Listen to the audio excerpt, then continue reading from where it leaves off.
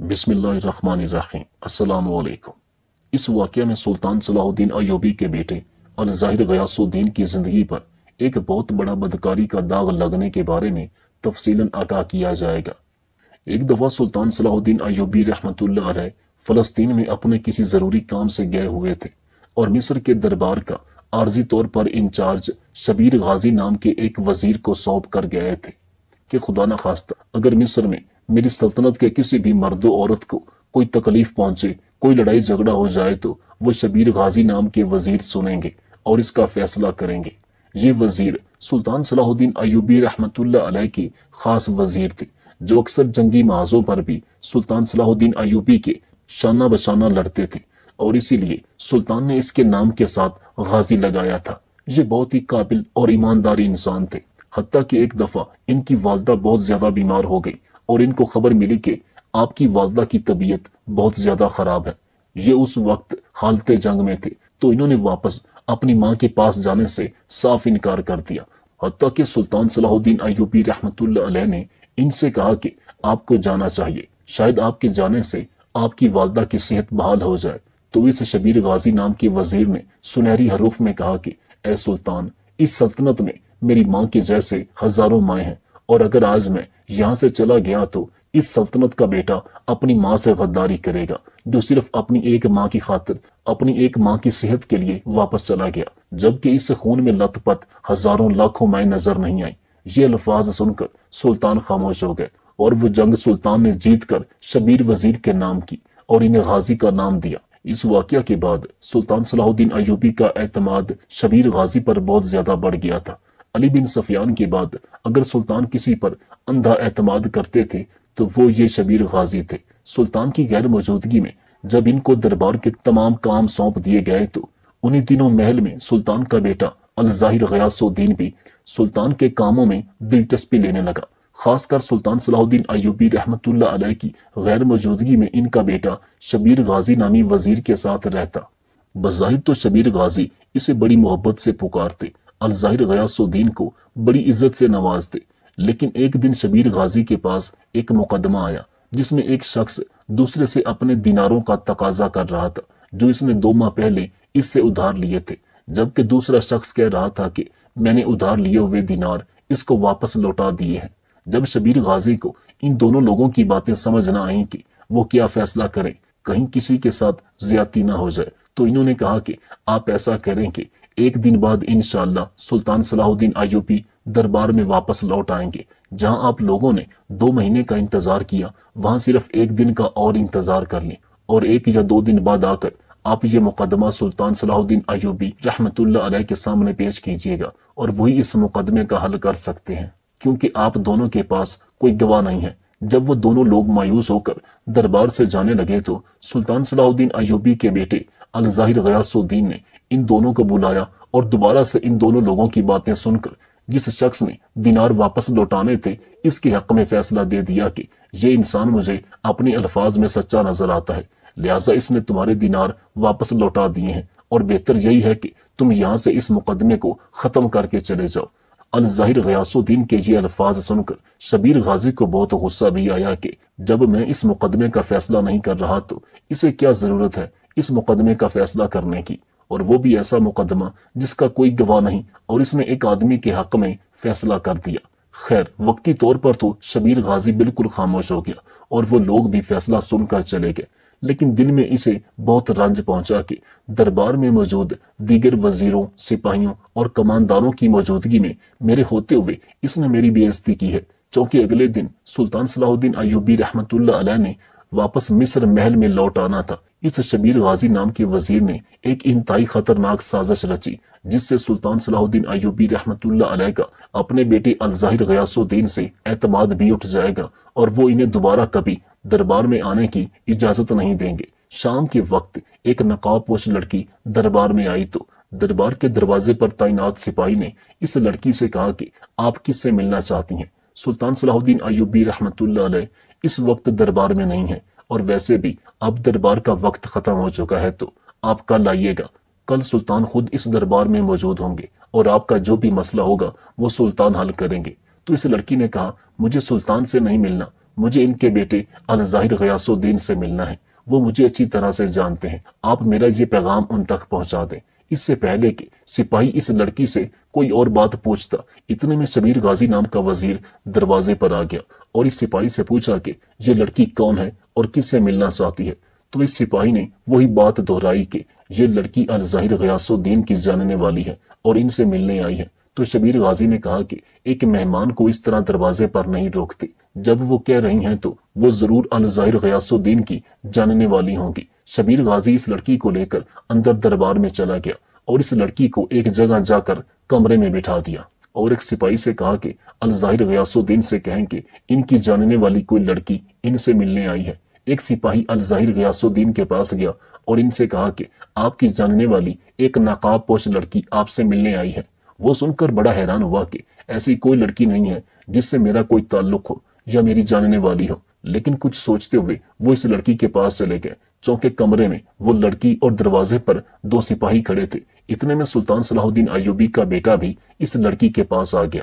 سلام کرنے کے بعد اس لڑکی سے کہنے لگے کہ میں آپ کی کیا خدمت کر سکتا ہوں۔ اس لڑکی نے کہا کہ میں آپ سے اکیلے میں کوئی بات کرنا چاہتی ہوں۔ سلطان کے بیٹے نے ان دو سپاہیوں سے باہر جانے کا کہہ دیا۔ سلطان کا بیٹا ایک شریف اور سمجھدار لڑکا تھا۔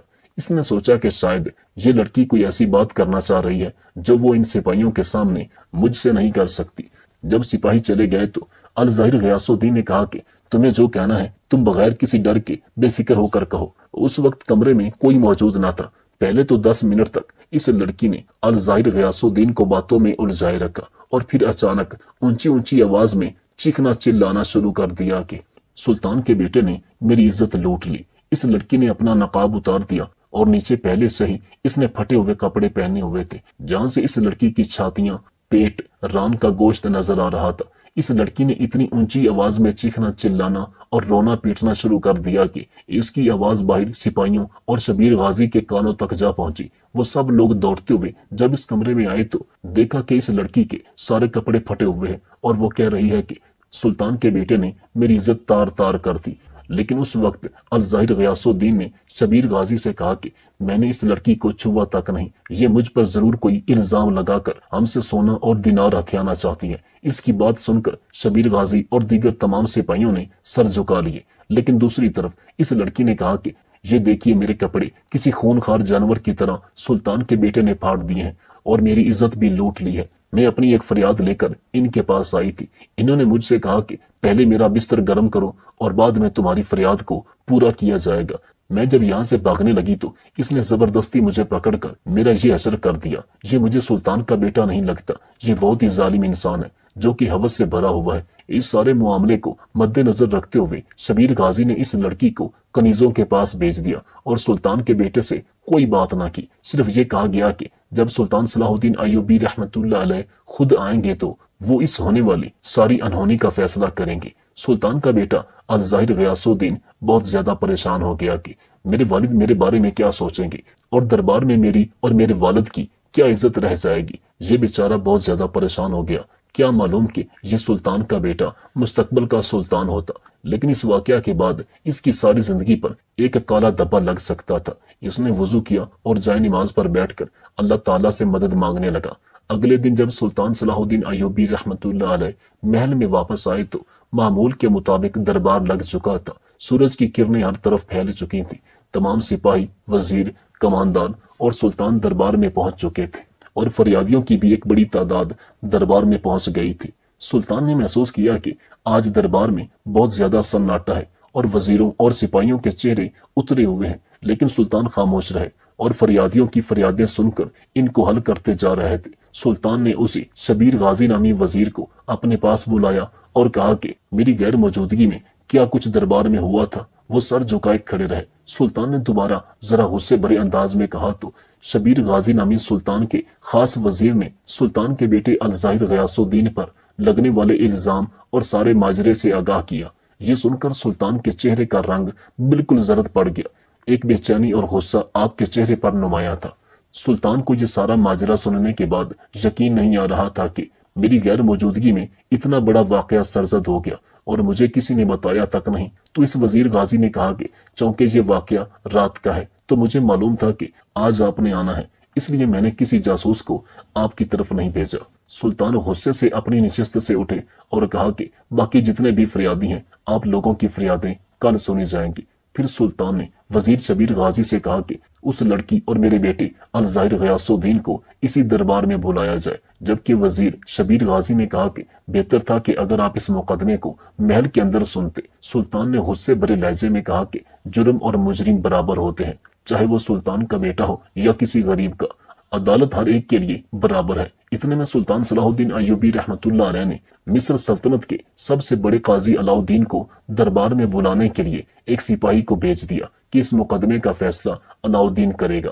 سپاہی فوراً حکم بجا لایا اور مصر شہر کے سب سے بزرگ اور عقل مند قاضی علاء الدین کو عزت و احترام کے ساتھ دربار میں لے آئے۔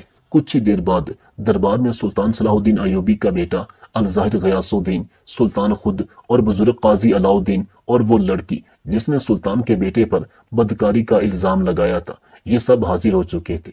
سلطان نے قاضی علاء الدین سے کہا کہ آپ اس مقدمے کی کارروائی کو شروع کریں اور ہر ایک چیز کا اپنے طریقے سے معائنہ کریں، ہر سوال و جواب کریں، وضاحت طلب کریں، لیکن ایک بات کا خیال رکھیے گا کہ اس وقت میں آپ کے سامنے سلطان کی حیثیت سے نہیں بلکہ ایک عام شخص کی حیثیت سے بیٹھا ہوں۔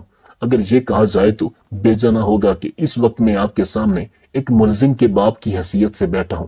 آپ نے اسلامی شریعت کے مطابق فیصلہ سننا اور اس کا جو بھی سزا و جزا ہو وہ منتخب کرنا ہے۔ مقدمے کی کارروائی کا باقاعدہ آغاز ہو چکا تھا۔ سلطان بجائے دربار میں اپنی نشست پر بیٹھنے کے دیگر لوگوں کے ساتھ بیٹھے تھے۔ سب سے پہلے قاضی علاء الدین نے اس لڑکی سے اس کا نام پوچھا۔ اس لڑکی نے اپنا نام سکینہ بتایا۔ کٹہرے کی ایک جانب اس لڑکی کو کھڑا کیا گیا اور دوسری جانب سلطان کے بیٹے کو کھڑا کیا گیا۔ قاضی نے پھر سلطان کے بیٹے سے پوچھا کہ کیا تم اس لڑکی کو جانتے ہو؟ سلطان کے بیٹے نے کہا کہ بالکل نہیں۔ پھر قاضی علاء الدین نے اس لڑکی سے کہا کہ تم اس لڑکے کو جانتی ہو؟ تو اس لڑکی نے کہا کہ میں زیادہ تو نہیں جانتی، لیکن کل صبح یہ گھوڑے پر سوار ہمارے قبیلے سے گزرے تھے، میں راستے سے جا رہی تھی تو انہوں نے مجھ سے کہا کہ میں سلطان صلاح الدین ایوبی کا بیٹا ہوں اور مجھے تم پسند آ گئی ہو۔ میں نے ان سے کہا کہ میں ایسی لڑکی نہیں ہوں اور میں آپ کے والد کے دربار کی طرف ہی جا رہی ہوں، میری ایک فریاد ہے۔ اس نے مجھ سے کہا کہ میرے والد دربار میں نہیں ہیں، تم شام کے وقت آنا، میرے والد دربار میں آ جائیں گے اور اگر وہ نہ بھی ہوئے تو میں تمہاری فریاد سن کر اس کو حل کر دوں گا۔ میں شام کے وقت جب دربار میں آئی تو میری ان سے ملاقات ہوئی۔ قاضی علاء الدین نے کہا کہ تمہاری کیا فریاد تھی؟ تم سلطان سے کس بارے میں ملنا چاہتی تھی؟ اس لڑکی نے کہا کہ میرے والدین اس دنیا سے جا چکے ہیں اور میں قبیلے کے ایک گھر میں اپنے دور کے رشتہ دار بوڑھے میاں بیوی کے ساتھ رہتی ہوں اور میری مالی حالت بہت زیادہ کمزور ہے۔ میں سلطان سے وظیفہ لگوانا چاہتی تھی اور یہی بات جب میں نے شام کے وقت سلطان کے بیٹے سے کہی تو انہوں نے مجھ سے کہا کہ پہلے میرا بستر گرم کرو، پھر میں تمہارا وظیفہ بھی لگوا دوں گا اور اس وقت تمہیں سونے کی ایک تھیلی دوں گا، ساتھ میں دینار بھی دوں گا۔ جب میں نے یہ سب کرنے سے منع کیا اور بھاگنے لگی تو اس نے جلدی سے میرے برقعے کو نیچے زمین پر پھینکا اور میرے ساتھ زیادتی کرنے لگا، جس کا نتیجہ یہ تمام سپاہی اور وزیر دیکھ چکے ہیں۔ اس نے میرے سارے کپڑے پھاڑ دیے، حتیٰ کہ میری چھاتی، میرا پیٹ اور میری ڈان کا جسم سارا نظر آ رہا تھا۔ اس نے زبردستی مجھے زیادتی کا نشانہ بنا ڈالا۔ پھر قاضی علاء الدین نے سلطان کے خاص وزیر شبیر غازی کو بلایا اور اس سے پوچھا تو اس نے کہا کہ جب ہم اندر گئے تو اس وقت اس کا برقع زمین پر پڑا تھا اور اس کے کپڑے پھٹے ہوئے تھے۔ یہ ساری باتیں سننے کے بعد علاء الدین سر جھکا کر پریشان سے ہو گئے۔ سلطان نے ان سے کہا کہ آپ نے جو فیصلہ کرنا ہے کیجیے، پریشان ہونے کی کوئی ضرورت نہیں ہے۔ پھر سلطان نے کہا کہ یہ الزام ایک عام انسان پر نہیں بلکہ ایک باصلاحیت اور باکردار انسان سلطان صلاح الدین ایوبی کے بیٹے پر ایک لڑکی نے لگایا ہے، اور اگر یہ الزام سچ ثابت ہو گیا تو میری ساری زندگی کی تعلیم و تربیت اور کامیابیوں پر پانی پھر جائے گا۔ پھر قاضی علاء الدین نے سلطان کے بیٹے الظاہر غیاث الدین سے کہا کہ یہ جو لڑکی کہہ رہی ہے وہ سچ ہے؟ تو انہوں نے کہا کہ یہ لڑکی مجھ پر پتہ نہیں کون سا بہتان لگانا چاہتی ہے۔ میں کل قبیلے میں ضرور گیا تھا، لیکن وہ میرا معمول ہے۔ پہلے میں اکثر سپاہیوں کے ساتھ نکلتا تھا، لیکن کل میں جلدی میں آ کر اکیلا نکل گیا تھا، اس لیے میرے پاس کوئی گواہ نہیں کہ میری اس لڑکی سے کوئی ملاقات نہیں ہوئی، اور نہ ہی میں نے اسے کسی قسم کا لالچ دے کر شام کو دربار آنے کا کہا تھا۔ یہ مجھ پر جھوٹا الزام لگا رہی ہے۔ قاضی علاء الدین نے شبیر غازی کی باتیں بھی سن لی، اس لڑکی سکینہ کی باتیں بھی سن لی اور سلطان کے بیٹے کی باتیں بھی سن لی۔ اب قاضی نے کچھ دیر توقف کے بعد اپنا فیصلہ سنانے کا کہا، کیونکہ اس وقت نماز ظہر کا وقت ہو چکا تھا۔ سلطان صلاح الدین ایوبی رحمۃ اللہ علیہ اور ان کے بیٹے الظاہر غیاث الدین نے وضو کیا، ظہر کی نماز ادا کی۔ جائے نماز پر اللہ کے حضور سلطان سجدے میں گر گیا اور دعا کرنے لگا، اے میرے مالک، تیرے با کردار اور نیک بندے پر مشکل وقت آ پڑا ہے، تو اس کی اپنی غیبی مدد فرما اور اس کی عزت کی حفاظت فرما۔ بے شک تو ہی عزت دینے والا اور تو ہی ذلت دینے والا ہے۔ میرا دل نہیں مانتا کہ ظاہر غیاث الدین کسی کی طرف بری نظر اٹھا کر بھی دیکھے، لیکن دوسری طرف سکینہ نامی لڑکی پورے وثوق سے سلطان صلاح الدین ایوبی کے بیٹے پر اتنا بڑا الزام لگا رہی ہے کہ میرے بیٹے نے اس لڑکی کو اکیلے پا کر اس کے ساتھ زبردستی کی ہے، جبکہ اسی دوران سلطان صلاح الدین ایوبی کے بیٹے کو بہت زیادہ بخار ہو گیا تھا۔ ان کی آنکھیں سرخ ہو گئی تھیں اور وہ اپنے آپ میں سوچ رہے تھے کہ میرے والد جس نے ساری زندگی حکمرانی کی، وہ آج میرے بارے میں کیا سوچ رہے ہوں گے۔ وہ رو رو کر اللہ تعالیٰ سے مدد کی دعائیں کر رہا تھا، یا اللہ تو ہی سب سے سچا ہے، بے شک میری مدد کرنے والا صرف تو ہی ہے، اے میرے مالک میری عزت رکھنا۔ یہ سلطان صلاح الدین ایوبی رحمۃ اللہ علیہ کی سلطنت اور ان کے خاندان کے لیے بہت ہی عجیب دن تھا۔ لوگ بڑی بےتابی سے اس لمحے کا انتظار کر رہے تھے کہ جب سلطان صلاح الدین ایوبی رحمۃ اللہ علیہ کی موجودگی میں قاضی علاء الدین اس مقدمے کو سننے کے بعد اس کا کیا فیصلہ کرتے ہیں، کیونکہ صاف سی بات ہے جن لوگوں نے اس واقعہ کو یہ شرمناک رنگ دیا وہ لازمی سلطان اور ان کے بیٹے کے خلاف تھے اور ان کی بدنامی کروانا چاہتے تھے۔ سلطان سے بے شک ان کی کوئی دشمنی نہیں تھی، لیکن سلطان کے بیٹے سے شبیر غازی نامی وزیر کی لگ بازی چل چکی تھی۔ نماز ظہر ادا کرنے کے بعد قاضی علاء الدین اپنے تخت پر براجمان ہو چکے تھے اور سلطان صلاح الدین ایوبی رحمۃ اللہ علیہ کا بیٹا الظاہر غیاث الدین ہاتھ باندھے ایک سائیڈ پر کھڑا تھا۔ تھوڑی دیر کے بعد قاضی نے فرد جرم پڑھ کر سنایا اور فرد جرم پڑھنے کے بعد قاضی نے سلطان کے بیٹے سے مخاطب ہو کر کہا کہ تمہیں اپنی صفائی میں بولنے کا پورا حق ہے۔ قاضی کی بات ختم ہوتے ہی الظاہر غیاث الدین نے قاضی سے مخاطب ہوتے ہوئے کہا، قاضی صاحب جس لڑکی کو میں نے دیکھا تک نہیں اس کے ساتھ کچھ برا کرنے کے بارے میں سوچ بھی کیسے سکتا ہوں۔ یہ سنتے ہی قاضی صاحب نے حکم دیا کہ یہ لڑکی تمہارے سامنے کھڑی ہے، اور دربار میں موجود ہر انسان حیرت کی نگاہوں سے اس لڑکی کو دیکھے جا رہے تھے، کیونکہ اس لڑکی کا سارا جسم ڈھانپا ہوا تھا اور صرف آنکھیں وہ بھی بڑی مشکل سے دکھائی دے رہی تھی۔ قاضی نے کہا، میں نہیں سمجھتا کہ کوئی لڑکی خام خواہ میں اپنی عزت کو ساری دنیا کے سامنے نیلام کرے اور خود پر اتنا بڑا داغ لگائے، لیکن سلطان کا بیٹا سمجھ نہیں پا رہا تھا کہ اس لڑکی کو میں نے دیکھا تک نہیں، وہ مجھ پر اتنا گھناؤنا الزام کیوں لگا رہی ہے؟ آخر اس کے پیچھے کوئی نہ کوئی وجہ تو ضرور ہے۔ مجھ سے آخر ایسی کون سی غلطی سرزد ہوئی جو اس لڑکی نے مجھ پر اتنا بڑا الزام لگا دیا؟ قاضی علاء الدین لڑکی سے مخاطب ہوا اور کہا کہ تم اپنی صفائی میں کچھ اور کہنا چاہتی ہو؟ اس لڑکی نے کہا کہ میں اپنا بیان پہلے دے چکی ہوں، مزید ایسی باتیں کر کے میں اپنی مزید عزت خار نہیں کروا سکتی۔ بخار بہت زیادہ ہونے کی وجہ سے سلطان صلاح الدین ایوبی کا بیٹا الظاہر غیاث الدین کا چہرہ زرد ہو رہا تھا اور جسم کانپنے لگ گیا تھا، زبان پر بھی لرزہ طاری تھا۔ یہ دیکھ کر مجمع کو یہ لگ رہا تھا کہ سلطان کا بیٹا بے قصور نہیں ہے، اس نے یہ گناہ کیا ہے۔ سلطان صلاح الدین ایوبی رحمۃ اللہ علیہ خاموشی سے بڑے غور سے یہ سارا منظر دیکھ رہے تھے۔ پورا دربار بھی سناٹے میں چھایا ہوا تھا، لوگ بڑے غور سے سلطان، ان کے بیٹے اور اس لڑکی کو دیکھ رہے تھے اور قاضی علاء الدین کی باتیں بھی سن رہے تھے۔ اچانک سلطان کے بیٹے نے اس لڑکی سے کہا کہ کیا تمہیں اپنے رب سے ڈر نہیں لگتا کہ تم ایک بے قصور انسان پر اتنا بڑا الزام لگا رہی ہو؟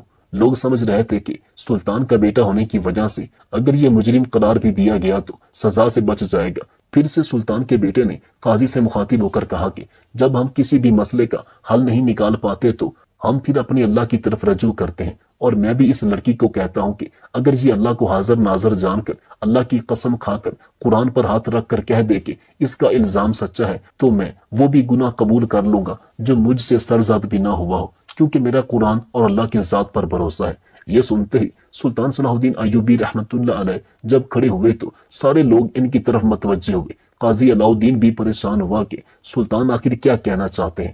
اچانک سلطان نے تمام لوگوں کو مخاطب کر کے اور قاضی کو مخاطب کیا، پھر اس لڑکی کو مخاطب کر کے کہا کہ اگر میرا بیٹا واقعی یہ گناہ کر چکا ہے تو یہ مت سمجھیے گا کہ یہ سزا سے بچ جائے گا، اس کو وہی سزا ملے گی جو میرے دربار میں آئے کسی بھی فریادی کے جرم کی ہوتی ہے، یعنی کہ اگر میرے بیٹے نے یہ جرم کیا ہے تو اس کو بھی کوڑے مارے جائیں گے، اور اگر یہ کوڑے کھانے کے دوران مر بھی گیا تو میں اس کی قبر پر باقی کے کوڑے مروا کر اسلامی طریقے سے اس کی سزا مکمل کروں گا، لہٰذا میری بس اللہ سے دعا ہے کہ اللہ تعالی حق پر رہنے والے کی مدد فرمائے۔ پھر سلطان نیچے بیٹھ گئے۔ یہ ساری باتیں سننے کے بعد سکینہ نامی لڑکی نے سلطان صلاح الدین ایوبی کے بیٹے کو غور سے دیکھا، کیونکہ سلطان کے بیٹے کی آنکھوں میں آنسو تھے اور سارا جسم تھر تھر کانپ رہا تھا۔ ان کی زبان بولنے میں ان کا ساتھ اب نہیں دے رہی تھی اور سلطان کے بیٹے کی یہ حالت سکینہ سمجھ چکی تھی۔ اچانک یہ لڑکی چیخ چیخ کر رونے لگی اور کہا کہ میں تمام مجمع کے سامنے اللہ کو حاضر ناظر کر کے کہتی ہوں کہ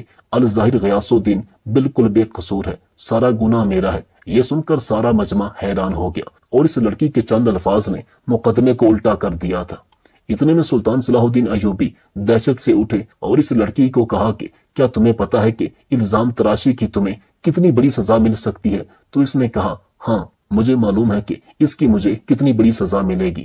اس کے بعد قاضی علاؤالدین نے سکینہ سے کہا کہ آخر ایسی کیا وجہ تھی کہ تم نے سلطان کے بیٹے پر اتنا گھناؤنا اور نفرت آمیز الزام لگایا؟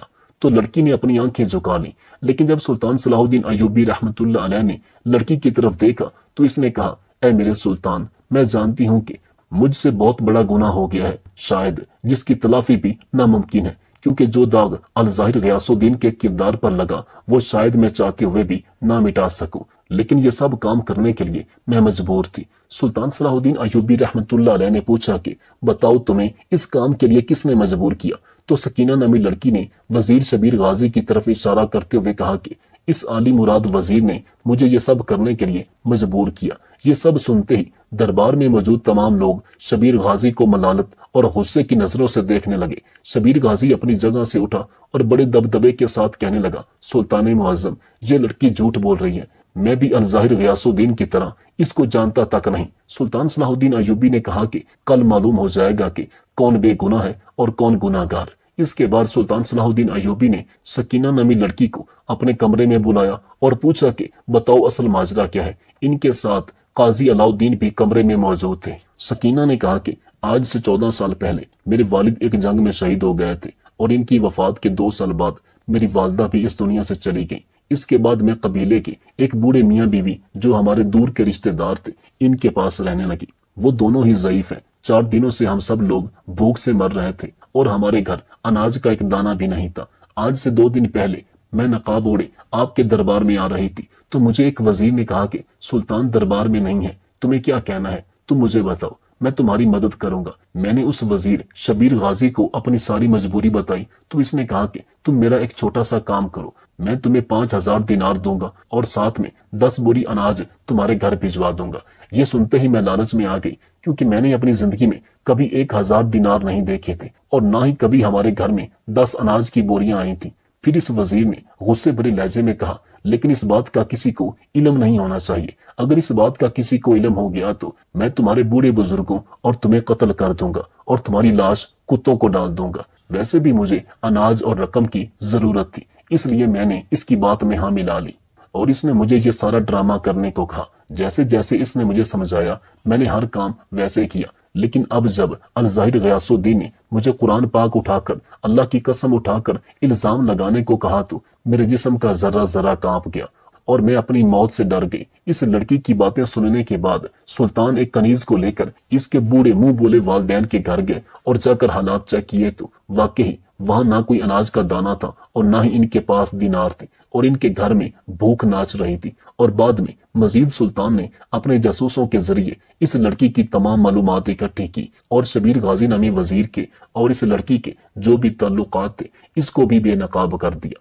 ساری تحقیقات مکمل کرنے کے بعد قاضی علاؤالدین اور سلطان صلاح الدین ایوبی رحمۃ اللہ علیہ نے اگلے دن پورے مجمع کو ایک جگہ پر اکٹھا ہونے کی دعوت دی۔ یہ دعوت اس لیے تھی کہ قاضی حقیقی مجرم کو اس کی سزا دے سکے جو کہ شبیر غازی تھا، کیونکہ سلطان نے شبیر غازی سے یہ سب ڈرامہ رچانے کے بارے میں جب پوچھا تو اس نے ساری حقیقت بتا دی کہ میری موجودگی میں آپ کے بیٹے نے 2 لوگوں کے درمیان ہونے والے لین دین کے معاملے میں ایک آدمی کے حق میں فیصلہ سنایا اور یہ بات مجھے پسند نہ آئی۔ اس کے بعد مجھے اندر ہی اندر آگ لگ گئی اور میں چاہتا تھا کہ اس کی بدنامی ہو جائے اور آپ آئندہ اسے کبھی بھی دربار میں آنے کے قابل نہ چھوڑیں۔ सुल्तान ने जब सिपाहियों को भेजकर उन 2 लोगों का जिनका सुल्तान के बेटे ने फैसला किया था उनको बुलाया तो जो सुल्तान के बेटे ने फैसला किया था वो बिल्कुल सच था, क्योंकि उधार देने वाले शख्स ने कह दिया था कि मैं इससे पहले ही अपनी रकम वसूल कर चुका था, लेकिन मैंने कोशिश की कि शायद मुझे दोबारा रकम मिल जाए, क्योंकि उस वक्त मेरे हालात बहुत तंग थे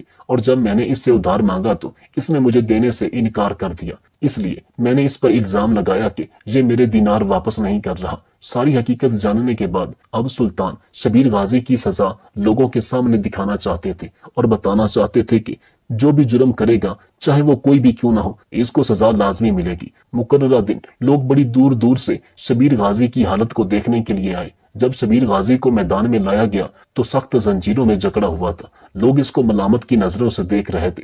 कोई इसे नमक हराम बोल रहा था। शरीयत के मुताबिक इसे 70 कोड़े मारे गए और इसके बाद सुल्तान सलाहुद्दीन अय्यूबी रहमतुल्लाह अलैह ने इसकी तमाम जायदाद जब्त कर ली, इसे शाही ओहदा भी ले लिया और इसकी तमाम जायदाद जब इस लड़की को देने की दावत दी गई तो लड़की ने लेने से इनकार कर दिया। इसने इसकी जायदाद ये कहते हुए ठुकरा दी कि मैं किसी का माल अपने हिस्से में रखकर गासिब नहीं बनना चाहती। इसी तरह सुल्तान सलाहुद्दीन अय्यूबी और इनके बेटे अल ज़ाहिर गयासुद्दीन की अल्लाह ताला ने गैबी मदद की और इसके वजूद पर लगा ये बदकारी का दाग दूध की तरह धुल गया।